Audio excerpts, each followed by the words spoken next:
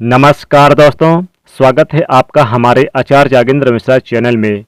मोर मोरनी की कहानी सुन लो, घर में कभी लड़ाई नहीं होगी, घर में कभी धन की कमी नहीं होगी। आज की ये कहानी जो मैं आपको सुनाने जा रहा हूँ, ये कहानी बहुत ही ज्ञानवर्धक कहानी है। जो लोग इस कहानी को पूरे मन से और दिल से सुनते हैं, उसके घर में कभी भी कोई क्लेश उत्पन्न नहीं होगा। उसके घर में हमेशा सुख और शांति बनी रहेगी।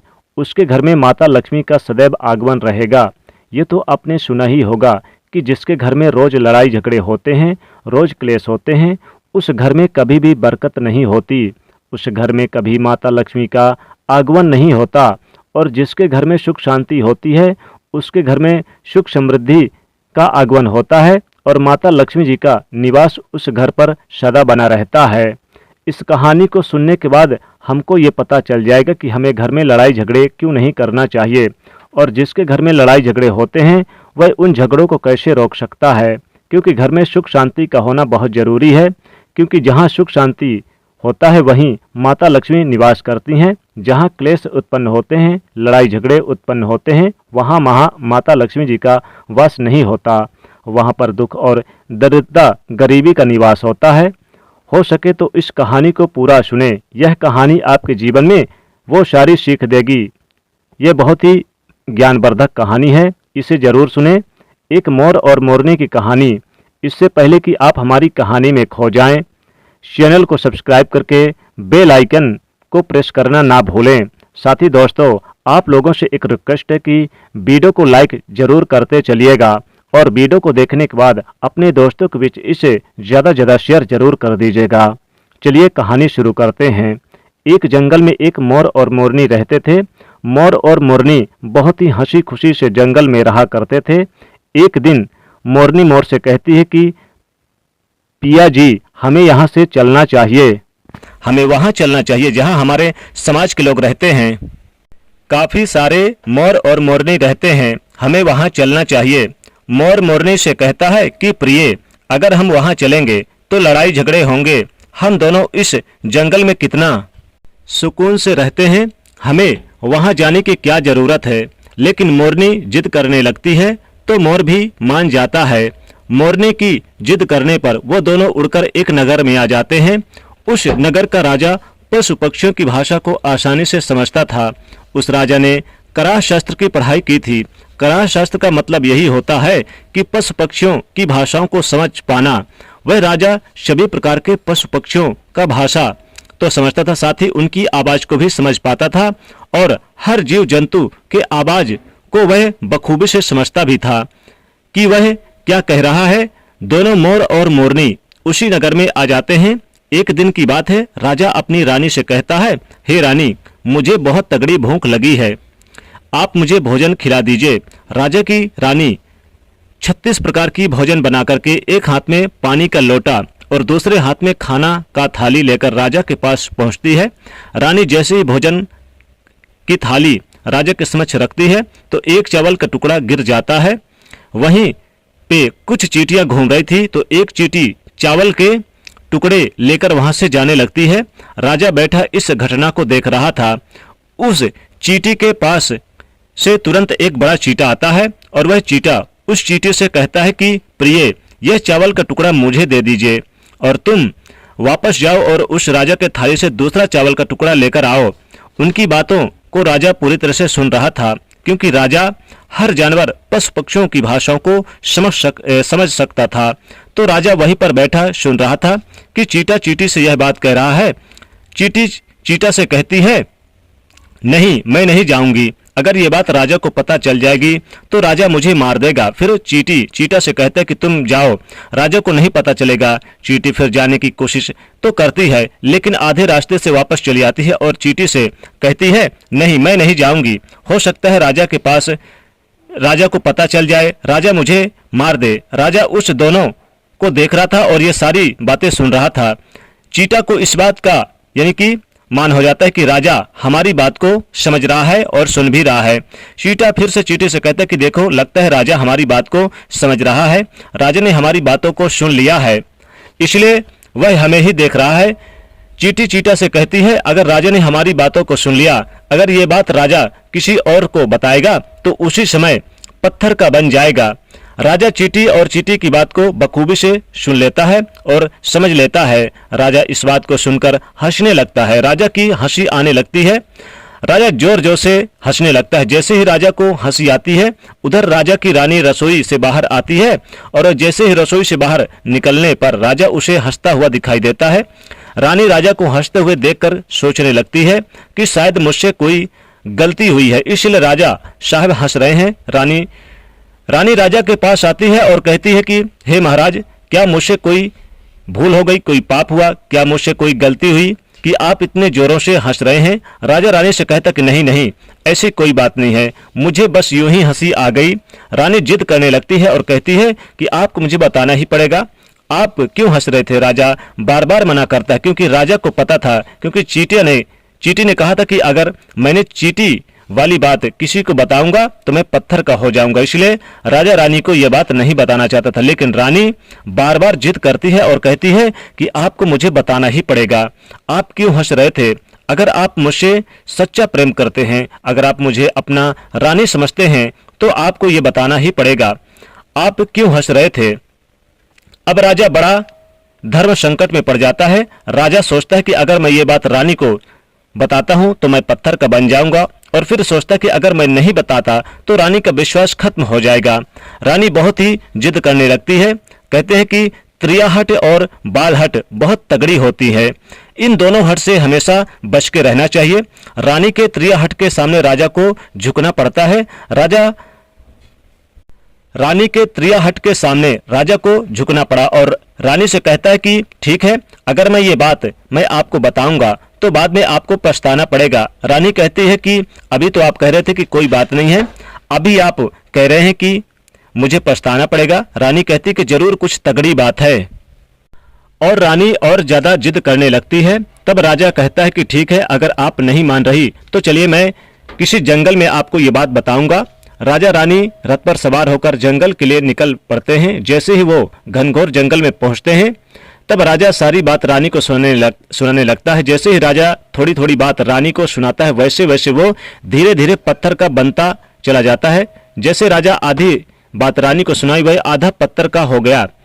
राजा फिर रानी से कहता है, रानी धीरे धीरे पत्थर का मैं बनता जा रहा हूँ, तुम बाद में बहुत पछताओगी। रानी कहती है कि हे राजा साहब, हे महाराज, थोड़ी सी बात बची है, आप उसे भी सुना दीजिए। राजा पूरी बात बता देता है। वह राजा पूरा पत्थर का बन जाता है। रानी के इस जिद के कारण राजा पूरा पत्थर का बन जाता है। रानी रोने लगती है। रानी उस पत्थर को हिलाने की कोशिश करती है, लेकिन भारी भरकम पत्थर कैसे हिला पाए, क्योंकि राजा बहुत ही भारी था। राजा पत्थर का बन जाता है और उधर रानी सर पटक पटक कर छाती पीटने लगती है, विलाप करने लगती है, हर किसी जीव जंतु से सहायता के लिए गुहार लगाती है।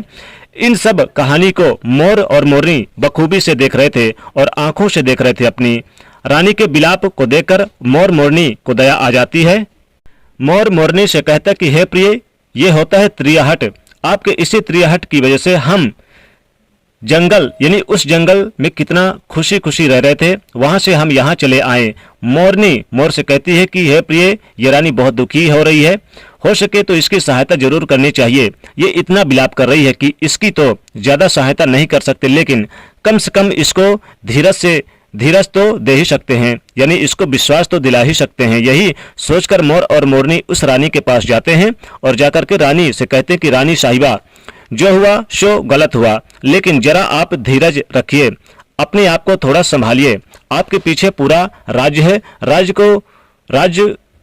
राजा तो पत्थर का हो चुके हैं, अब आपके राजा के कारोबार कौन संभालेगा? रानी मोर मोरनी की बात सुनने के बाद कहती कि भाई मोर मोरनी, मैं अपने आप को कैसे संभालूं, क्योंकि अब तो मेरा संसार ही उजड़ गया है, क्योंकि मेरा पति परमेश्वर पत्थर का बन गया है। अब मैं क्या करूं? रानी की यह बात सुनते ही उधर मोरनी के मुख से यह निकल जाता है कि राजा पत्थर के कैसे हो गए?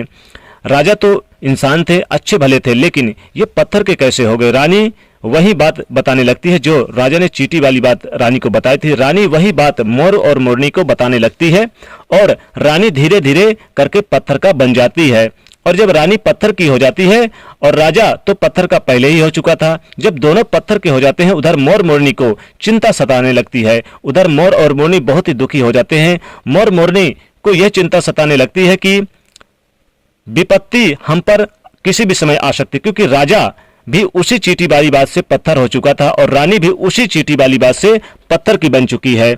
मोर मोरनी से कहता है कि हम पर एक खतरा मंडरा रहा है, क्योंकि तुम स्त्रियों से कोई भी बात छिपती नहीं है। मोरनी मोर से कहती है कि पिया जी, यहाँ से हम दूर चलें क्या? मोर मोरनी से कहता है कि हे बेवकूफ, दूर जाने से क्या फायदा? यह संकट तो धरती के किसी भी कोने में हमारा पीछा नहीं छोड़ेगा। ये खतरा तो हमेशा हमारे ऊपर मंडराता रहेगा और जाने अनजाने में भी हमारे मुख से यह निकल गया तो हम भी पत्थर के बन जाएंगे। इसी बात को लेकर मोर और मोरनी बहुत दुखी हो जाते हैं, बहुत चिंतित हो जाते हैं। रात दिन उनको नींद नहीं आती थी। ये सोचकर न तो भोजन करते थे न चैन से सोते थे। बस रात दिन उनको यही दुख सताने लगा कि यह टेंशन रहता था कि कहीं पर मुख से बात हमारे मुख से निकल ना जाए। यदि यह बात हमारे मुख से निकल गई भूलवश तो हम दोनों पति पत्नी पत्थर के बन जाएंगे। यही सोचकर मोर ने दिमाग लगाया कि यदि मैंने सारे चींटियों को खत्म कर दूं तो यह सब खत्म हो सकता, क्योंकि सारा करा धरा तो चींटियों का है। मोर मोरनी से कहता है कि प्रिय, अगर हम सृष्टि के सभी चींटियों को खत्म कर दें तो यह संकट भी समाप्त हो जाएगा। मोर मोरनी से इस बात पर राजी हो जाती है और सभी चींटियों को मारकर वो खाना शुरू कर देते हैं। मोर और मोरनी का इतना आतंक हो गया था कि सभी चींटियां डर के मारे और बिल खोदकर धरती के अंदर छिप गईं। मोर और मोरनी को जहां भी चींटियां दिखाई दे तुरंत दबोच लेते और मोर और मोरनी इस आतंक की वजह से बाहर नहीं आती थी। चींटियां सभी चींटियां जमीन के अंदर बिल बनाकर इनकी रहना शुरू कर दिया और जमीन के अंदर बैठ जाती। काफी समय बीतने के बाद चींटियों को भूख सताने लगे, क्योंकि भोजन तो बिल में मिलता नहीं था, भोजन तो बाहर मिलता था। अब जैसे भोजन के लिए चींटी बाहर आती तो मोर उसे दबोच लेता, उसे जान से मार देता। एक चींटी और चीटा बिल के अंदर भोजन के मारे तड़पते हुए श्री हरिविष्णु जी का जोर जोर से भजन करने लगे। भक्ति करते करते उन्हें यह भी मालूम नहीं था कि वह कहाँ है कहाँ नहीं है। वह घनघोर तपस्या में लीन हो गए। अंत में जाकर श्री हरिविष्णु उन्हें दर्शन देते हैं और भगवान श्री विष्णु कहते हैं कि चीटा चीटी, जो तुम मांगना चाहते हो मांग सकते हो, हम तुम्हारी भक्ति से प्रसन्न हैं। क्योंकि चीटा और चीटी ने निराधार भक्ति की थी, नहीं कोई जल ग्रहण किया था और न ही कोई अन्न, इसलिए भगवान विष्णु बहुत जल्दी प्रसन्न हो गए और आकर पहले पहले कहा कि हे चीटा चीटी, जो तुम्हें मांगना है मांग सकते हो, हम तुम्हारी भक्ति से अत्यंत और बहुत ही प्रसन्न हैं। उधर चीटा और चीटी न जाने कितने दिनों से भूखे और प्यासे थे। दोनों एक ही बात कहते थे कि हे प्रभु, अगर आप हमें वर देना चाहते हैं तो हमारे पेट में गांठ लगा दीजिए। उन्होंने सोचा कि अगर हमारा पेट ही नहीं होगा तो हम बाहर क्यों जाएंगे और मोर मोरनी हमें नहीं खाएंगे। इसलिए उन्होंने मांगा है कि हे प्रभु, हमारे पेट में गांठ लगा दीजिए। भगवान विष्णु कहते हैं तथास्तु, और चींटियों के पेट में गांठ लग जाती है। आज भी उन चींटियों के पेट में गांठ लगी हुई है। चींटियों का पेट नहीं होता। फिर चीटा और चींटी भगवान विष्णु जी से कहते हैं कि हे प्रभु, हमारे पेट में गांठ लग गई, लेकिन अभी भी हमें मोर और मोरनी से खतरा है। मोर और मोरनी हमारे इंतजार अभी भी ऊपर जमीन पर बैठे हैं और वो लोग हमें जैसे ही देखेंगे हमें मार देंगे। भगवान श्री विष्णु चीटा और चींटी के सामने आते हैं और साथ ही वो मोर के सामने आते हैं, यानी चीटा चींटी और भगवान विष्णु मोर के सामने आते हैं। भगवान श्री विष्णु मोर से कहते हैं कि हे मोर, तुम चींटियों का शिकार करना बंद कर दो। इसमें चींटियों का कोई दोष नहीं है। जो दोषी था वो राजा था, क्योंकि राजा ने ग्रह शास्त्र की पढ़ाई की थी, इसलिए वह सभी जीव जंतुओं को भाषाओं को समझने में सक्षम था। उसके साथ वो जिन भाषाओं को समझता था उनका रूप बदलने में भी वह सक्षम था। उन पशु पक्षियों का वह रूप भी धारण करता और जब वह राजा रूप धारण करता था तो पशु पक्षियों के साथ संभोग भी किया करता था, और जब वह पशु पक्षी गर्भ धारण करते थे तो उन्हें छोड़ करके वह इंसान बन जाता था और फिर यह उन पशु पक्षियों पर जोर से हंसता था। इसीलिए इसी मूर्खता के कारण आज ये राजा पत्थर का बना पड़ा है। मोर कहता है कि हे प्रभु, उनकी पत्नी का उनके रानी का क्या दोष है? श्री हरिविष्णु कहते हैं कि उनकी पत्नी भी उनके इस पाप में भागीदार है, क्योंकि उनकी पत्नी उनको अगर रोकती तो वो इतना बड़ा पाप नहीं करता, इसलिए उनकी रानी भी इस पाप के भागीदार हैं। इसलिए आज वो भी पत्थर का बन चुकी है। श्री हरि के समझाने के बाद मोर और मोरनी कहते हैं कि हे प्रभु, अगर इस बात को किसी और से कहें जो कि रानी ने मुझे सुनाई है तो क्या हम पत्थर के बन जाएंगे? तो श्री हरिविष्णु जी कहते हैं कि तुम्हारा ये श्राप समाप्त हो चुका, तुम्हें किसी से कहने पर कोई भी फर्क नहीं पड़ेगा। आप किसी से भी कह सकते हो, तुम्हारे ऊपर से ये खतरा टल चुका है। मोर और मोरनी बड़े प्रसन्न हो जाते हैं, उनका खुशी का कोई ठिकाना ना था। श्री हरिविष्णु अंतर ध्यान हो जाते हैं, वह चले जाते हैं और इधर मोर मोरनी का खुशी का कोई ठिकाना नहीं था। अगर किसी जानवर को, पशु को खुशी होती है तो वो झूमने लगता है, नाचने लगता है। यही बात मोर के साथ हुआ। मोर को जब ये बात पता चला कि उसके ऊपर से खतरा टल चुका है तो वो खुशी से नाचने लगा, जोरदार नाचने लगा। उसकी खुशी का कोई ठिकाना नहीं था, वह खुशी से मोर पागल हो रहा था। फिर जैसे जैसे खुशी के मारे मोर अपने पैरों के पास देखता है कि फटे बंद सूरत, मेरे पैर मोर के बने हुए हैं, मोर अपने पैरों को देखकर रोने लगता है। मोर सोचने लगता है कि पहले तो मेरे पैर इतने सुंदर थे, खूबसूरत थे, लेकिन आज इतने फटे और गंदे कैसे। मोर के पैरों का फटने का कारण चींटी खाता था, क्योंकि उसने बहुत सारी चींटियों को मार मार के खाई थी और मोरनी ने भी खाई थी, इसीलिए उनका पैर फट गया।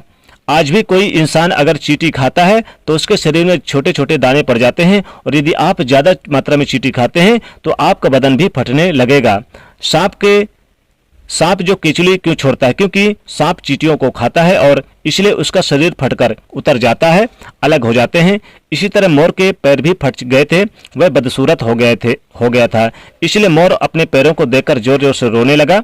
मोरनी और मोर को धीरज रखवाती है और कहती है कि जो हुआ सो हो गया, रोने से क्या होगा, और नाचता है। और फिर मोर जोर से नाचता है और रोता है, इसलिए उसके आंखों से आंसू के धारा बह रहे थे। मोरनी मोर को धीरज रखवाती और उसके आंसुओं को नीचे गिरने से रोकती, लेकिन रोक नहीं पाती। मोरनी के हाथ तो थे, लेकिन उनके अपनी चोंच से एक एक, यानी कि उसके हाथ तो थे नहीं, उसके पैर थे तो हाथ नहीं थे, इसलिए वो अपनी चोंच से एक आंसू को उठाती और अपने मुख में रखने की कोशिश करती, लेकिन कितना भी मुख में रखती सीधे मोर के पेट में चला जाता। इस तरीके से हर बार मोरनी मोर के आंसुओं को रोकती और मोर नाचता और खूब जोर जोर से रोता। मोर के आंसुओं को देखकर, मोरनी के प्यार को देखकर भगवान श्री हरिविष्णु जी दर्शन देते हैं और मोर मोरनी को आशीर्वाद देते हैं और कहते हैं कि तुम्हारा प्रेम ऐसे सदा बना रहे। इस आशीर्वाद की वजह से, अब इसे आशीर्वाद समझिए या श्राप, इसकी वजह से मोर कभी भी संभोग नहीं कर पाता, क्योंकि मोर जब नाचता है उसके आंखों से आंसू गिरते हैं और उन आंसुओं को मोरनी पीती है और उसी आंसुओं के कारण मोरनी गर्भवती हो जाती है। भगवान श्री हरिविष्णु जी मोर और मोरनी को आशीर्वाद देते हैं और कहते हैं कि तुम्हारी भक्ति धन्य है और तुम धन्य हो। एक समय ऐसा भी आएगा कि तुम्हारे पंख को हम मुकुट बनाकर धारण करेंगे। इसलिए कहते हैं कि जब श्री कृष्ण जी के रूप में श्री हरि धरती पर आते हैं तो वह मोर का पंख अपने मुकुट पर धारण करते हैं। इस कहानी में बस इतना ही। हम उम्मीद करते हैं कि आपको इस कहानी से कुछ सीखने को मिला होगा।